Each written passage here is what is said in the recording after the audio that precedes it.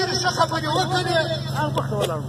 دا PTM چې د چیش لپاره جوړ شوی دی چې په دې ملک کې امن غواړي، سوله غواړي، مګر دا ریاست چې دی، دا پوځ چې دی، دا نه امن غواړي هم نه سوله غواړي. د دې ریاست چې دی هغه انسانان پکار دي چې دلته مړه کوي. د دې ریاست هغه خلک پکار دي چې دلته د بم دماکې کوي. د دې ریاست هغه خلک پکار دي چې د دوی دپاره، د دې فوجانو دپاره چې د دوی دپاره شیطانت کوي، د خپل لوی افغانستان نړوي.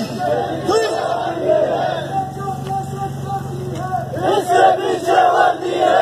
دا ریاست چې پر کوم نامه باندې جوړ شوی و چې لا اله الا الله محمد رسول الله، دا پر هغه لار نه دی روان.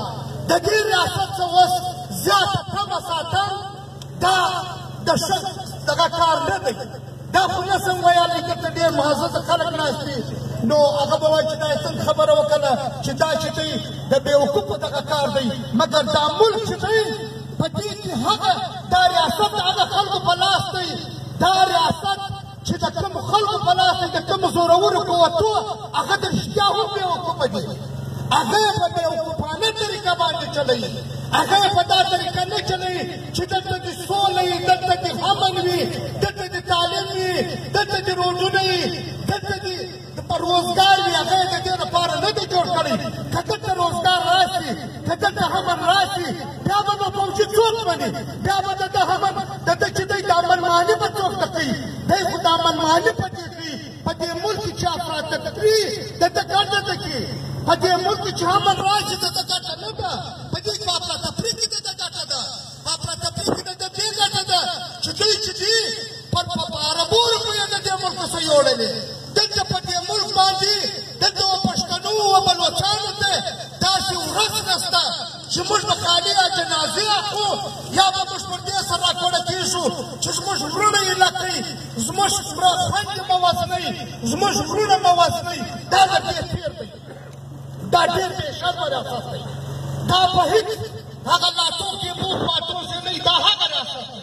د دې ریاست سره چې څوک څونه دغه کوي، دا ریاست هغونه د هغه په هغې کې ټوکېږي. او زه به د دې خلکو د دې ریاست خو هغه بخوکانانو ته زه وایم چې دوی به انجام هم هغه رقم وي. په دوی کې به دا خلک چې د دوی ته به کار راکړي او بیا به دوی وژني.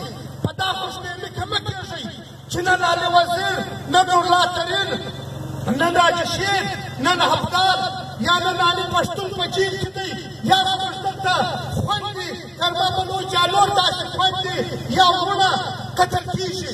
نن دا سفکران موږ ډېره ښه خبره وکړه. یوه ربیع دوی دا جنګ پېښوي. نن یې هزارهګان وتلي دي. د دې هزارهګانو څه ګناه وله؟ دا صرف دا حقیقت چې دا ریاست وتلي دي. دا د ریاست کار دی. کنې دا یم چې ته په عربو روپۍ ورځي د امن امان دپاره، نو بیا دغه پیسې په کومه باندې دا د ششکردان چیرې ولاړو؟ دا بل خو ګټه دا په سکورټي دغه اخیستی دی. بیا دا خلک چې وروسته شو دا د شکردان چیرې ولاړو؟ دا د شکردان نه دي. دا دوی خپله کوي، په دې ملک کې افراطفري جوړوي.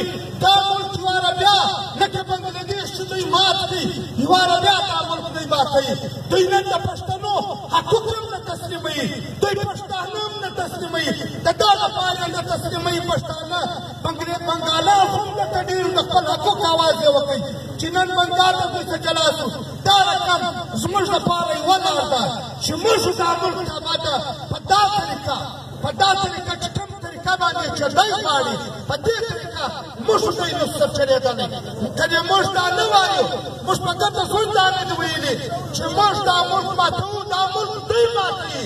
دا ملک پرون هم دوی په بنګلادیش کې مات کړی وو، نن هم دوی ماتوي. نن هم دوی پښتانه چې دي هر ځای وژني، پښتانه څه نه کوي، بلوچ هر ځای وژني، بلوچ څه نه کوي. هزارهګانو په زرو قاتلان قتلونه وشولو، د نن یې چا حساب نه دی کړی.